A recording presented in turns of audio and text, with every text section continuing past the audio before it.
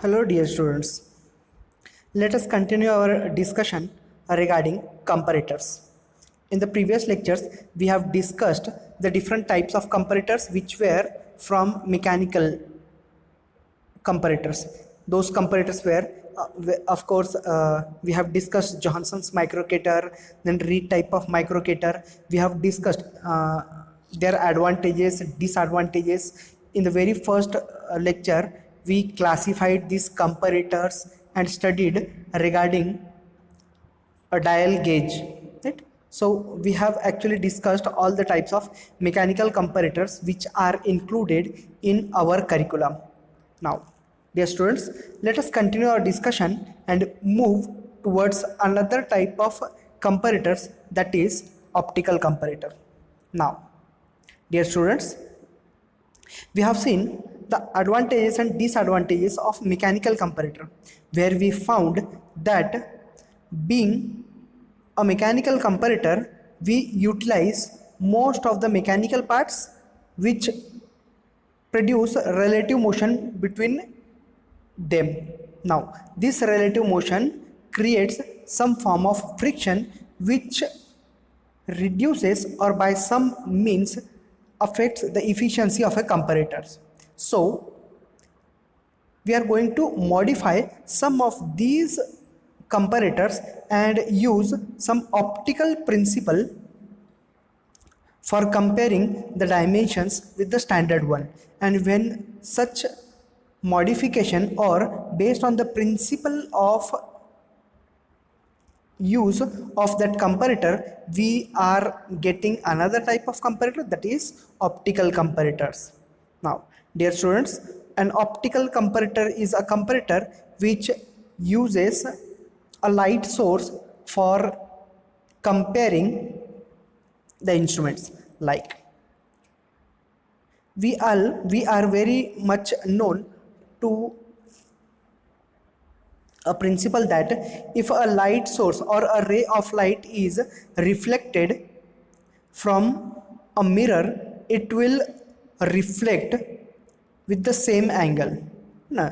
For example, मान लीजिए कि हमारे पास एक रे है, द रे इज दिस रे, sorry,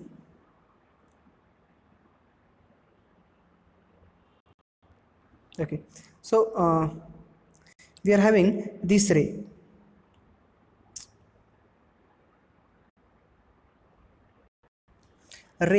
OP. Now we say that this ray OP, it is emitted from the light source. This is the light source. The light source is emitting a ray OP, and that ray OP is reflected from a mirror M. This is the mirror, right? Light source में से हम एक light का रे transmit कर रहे हैं हमारे मिरर के ऊपर.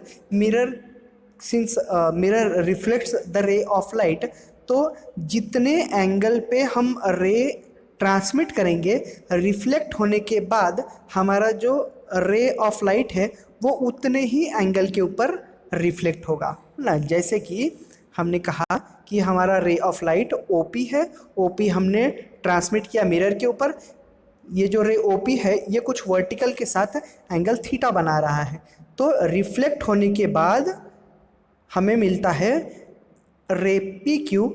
पी क्यू भी एंगल थीटा ही बना रहा है, राइट. सो वर्किंग प्रिंसिपल क्या है कि जो हम रे ऑफ लाइट रिफ्लेक्ट करेंगे, वो रिफ्लेक्ट होने के बाद जो रिफ्लेक्टेड है, रिफ्लेक्टेड रे हम किसी ग्रेजुएशंस के ऊपर ना, जैसे कि यहाँ देख सकते हो कि यहाँ से रे जा रहा है, रिफ्लेक्ट होने के बाद यहाँ आ रहा है, और ग्रेजुएशंस, हमने कुछ ग्रेजुएशंस रखे हैं जहाँ पे हम रिफ्लेक्टेड रे को रीड करेंगे, that is the calibrated scale, right. ये तो जनरल प्रिंसिपल हो गया किसी भी ऑप्टिकल रे की.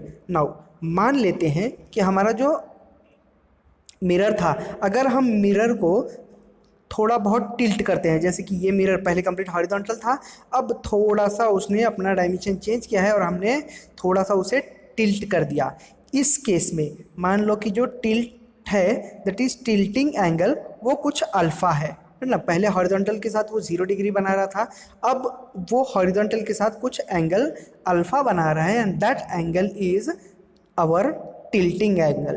Now in that case अगर हमने सेम रे ट्रांसमिट किया तो रिफ्लेक्ट होने के बाद ये जो रे है वो जितना टिल्ट हुआ है, ये जो एंगल है जितना टिल्ट हुआ है उसके ट्वाइस से हमारा रिफ्लेक्टेड रे भी रिफ्लेक्ट होगा। जैसे कि पहले जो हमारा एंगल था रिफ्लेक्ट होने के बाद, मान लो ये हमारा रे ओपी था, रे ओपी हमने अगर ट्रांसमिट किया तो ट्रांसमिट करने के बाद उसने रिफ्लेक्ट होने के बाद थीटा 1 अगर हॉरिजॉन्टल वर्टिकल के साथ एंगल बना रहा है तो रिफ्लेक्ट होने के बाद उसने थीटा 2 ही बनाना चाहिए था, राइट। लेकिन ओरिजिनल से वो 2 अल्फा एंगल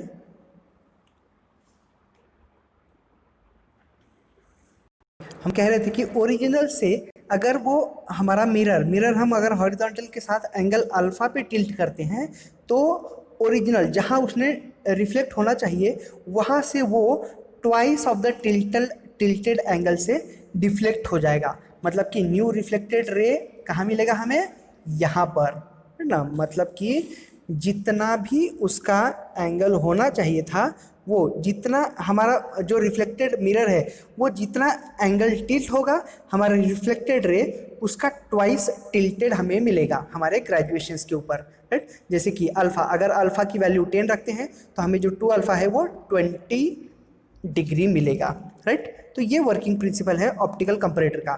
क्या है कि अगर हम किसी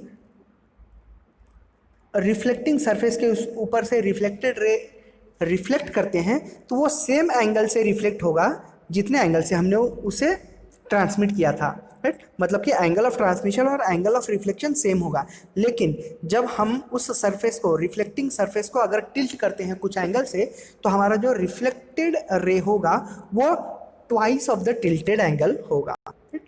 अब इसी प्रिंसिपल को हम यूज करते हैं in a mechanical optical comparator. Now the name says mechanical optical comparator. Now जब हम मैकेनिकल एंड ऑप्टिकल कंपैरेटर की बात करते हैं तो here mechanical that means it is using some mechanical forms as well as optical form, right. We are talking about mechanical as well as optical one, right. Now अब mechanical और optical comparator इसका मतलब कि ये दोनों भी बातों का यूज़ कर रहा है। मैकेनिकल कंपोनेंट्स जिसके अंदर ऑप्टिकल फेनामिना का या फिर ऑप्टिकल प्रिंसिपल का यूज़ हुआ है। जैसे कि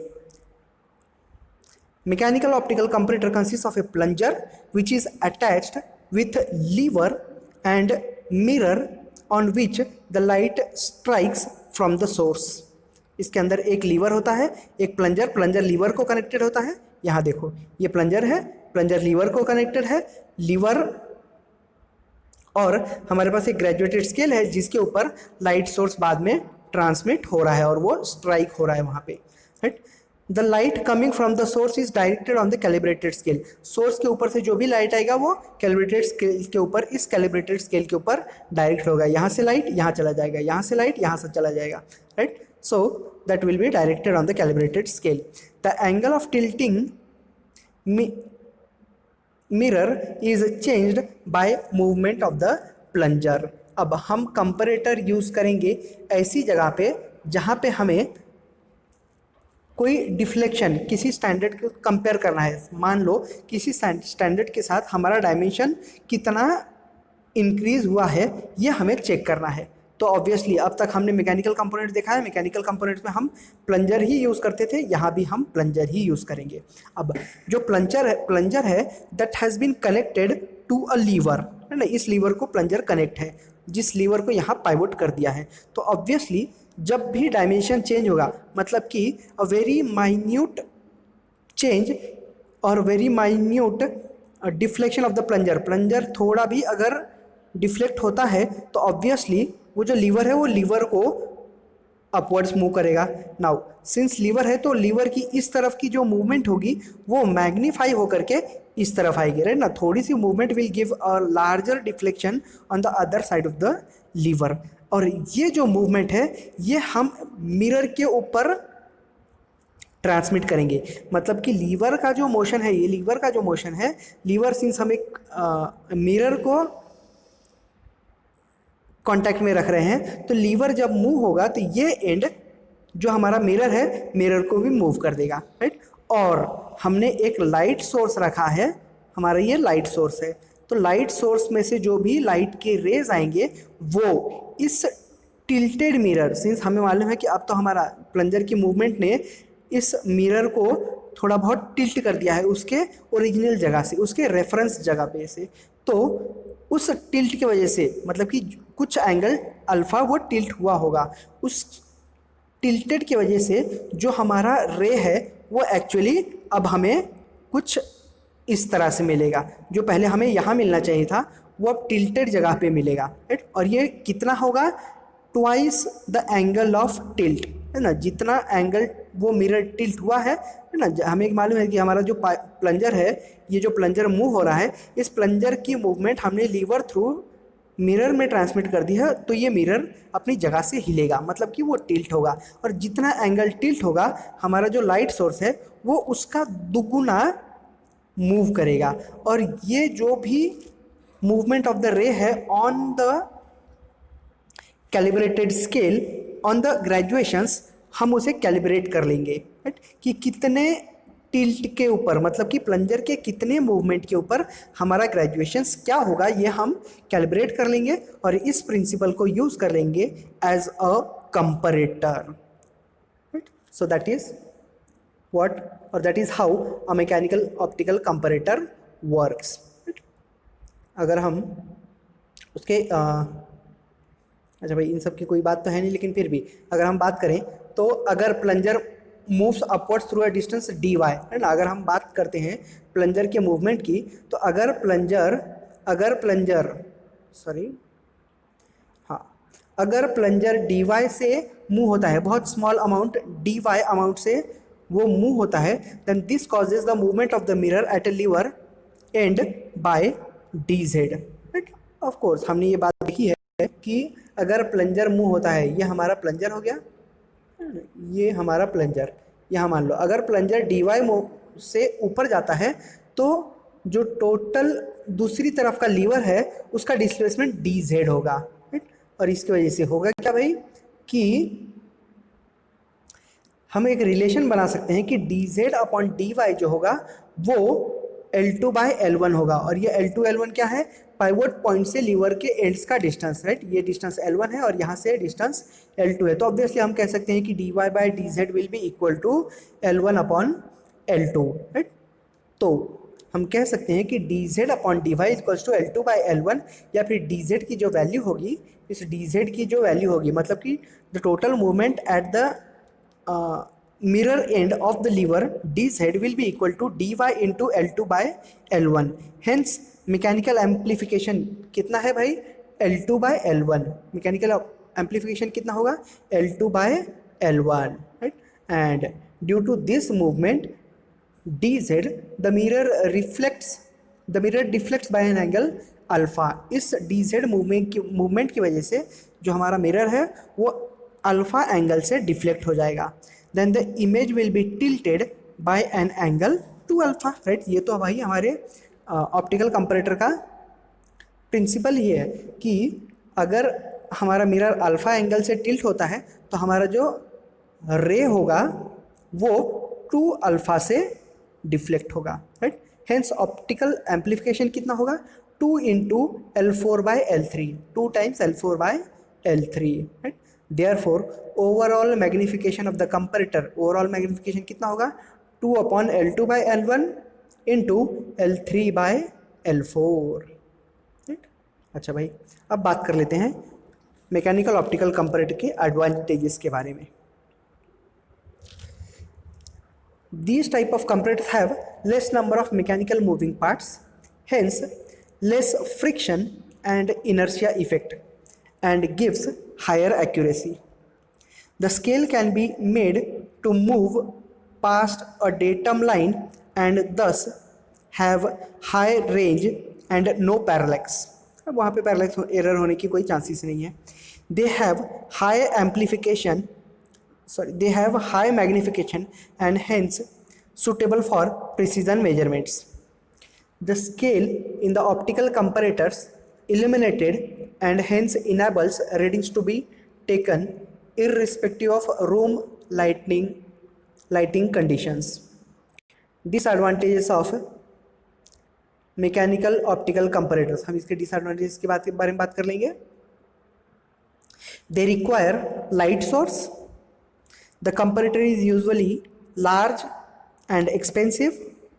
When the scale is projected on a screen, then it is necessary to use this instrument in a dark room in order to take reading easily.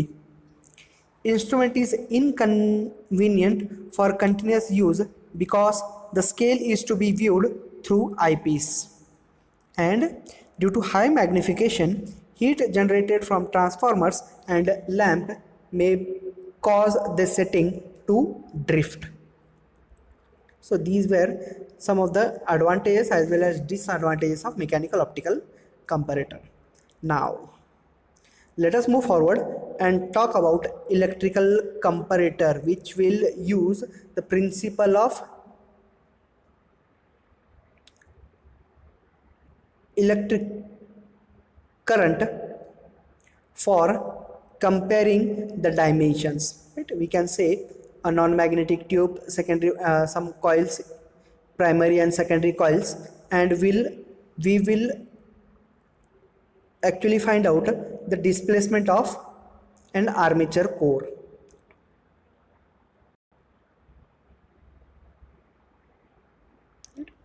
Now what happens in an electrical comparator is बहुत simple language में समझ लीजिए कि हम एक armature core को primary और secondary winding के बीच में इक्वल डिस्टेंस पे माउंट कर देते हैं, राइट. जैसे कि हमारा ये आर्मेचर कोर है, इस कोर को हम प्राइमरी सेकेंडरी कोर को हम जो हमारा कॉइल है वाइंडिंग्स वहाँ से कांस्टेंट डिस्टेंस पे माउंट कर देते हैं, राइट. इस केस में हम व्हीटस्टोन ब्रिज का जो रेजिस्टेंस का बैलेंस है, that balancing is used. Now normal cases में जब भी हमारा आर्मेचर स्टेशनरी पोजीशन पे होता है, मतलब कि जो हमारा प्लंजर होगा, plunger will be connected to the armature core, उस केस में हमारा जो आर्मेचर है वो वाइंडिंग, प्राइमरी वाइंडिंग्स और सेकेंडरी वाइंडिंग से इक्वल डिस्टेंस पे रहेगा, राइट. जब हमारा प्लंजर स्टेशनरी पोजीशन पे है तब जो आर्मेचर का डिस्टेंस है, distance between the armature and the secondary windings and armature and the primary winding will be equal, and in that case the current flowing through the galvanometer will be 0, right. That will be the stationary position. That means the Wheatstone bridge circuit will be completely balanced. Now हमने कहा कि जो हमारा armature है वो हम connect करेंगे हमारे प्लंजर को, और प्लंजर जैसे ही प्लंजर में कोई डिफ्लेक्शन दिखता है उस केस में अगर प्लंजर मूव होता है तो ऑब्वियसली वो आर्मेचर कोर को भी मूव करेगा, और अगर आर्मेचर कोर को मूव करेगा तो इसका मतलब वो हमारा डिस्टेंस बिटवीन किसी एक वाइंडिंग से, या तो सेकेंडरी या फिर प्राइमरी, इन दोनों में से किसी एक के साथ वो डिस्टेंस इंक्रीज करेगा या फिर डिक्रीज करेगा, राइट ना. दोनों ही केसेस में जब भी, that means the movement of the plunger causes the movement of the armature, and hence the distance between the windings and the armature core is reduced, which will cause a disturbance to the Wheatstone bridge circuit, and hence some reading will be shown on the galvanometer, है ना. हमारे galvanometer के ऊपर कोई reading दिखेगी, और ये जो रीडिंग होगी that will exactly calibrated in terms of the movement of the plunger. सो ये था हमारा इलेक्ट्रिकल कंपैरेटर का वर्किंग प्रिंसिपल. अब बात कर लेते हैं इलेक्ट्रिकल कंपैरेटर के एडवांटेजेस एंड डिसएडवांटेजेस के बारे में. The advantages of electrical and electronic components comparators are few number of moving parts. The electric and electronic comparators have few number of moving parts, and there is less friction and wear. High magnification. It has a wide range of magnification, not sensitive to vibrations. The mechanism carrying the pointer is very light and not sensitive to vibrations, easy to set up and operate, less error due to sliding, that is operation of the instrument on AC supply reduces sliding friction errors. The instrument is small and compact. The indicating instrument need not be placed close to the measuring instrument. Let us talk some disadvantages of electrical comparator. Now, in this case, fluctuation in the voltage or frequency of the electric supply may affect the results. Heating of coils in the measuring unit may cause zero drift and alter the calibration. When measuring unit is remote from the indicating unit, reliability is lower. Cost is generally more than mechanical comparator. If only a fixed scale is used with a moving pointer, then with high magnification, a very small range is obtained. So, my dear students, we have studied the optical and electrical comparator in this lecture. We will continue with our course on mechatronics, and till then, have a good day.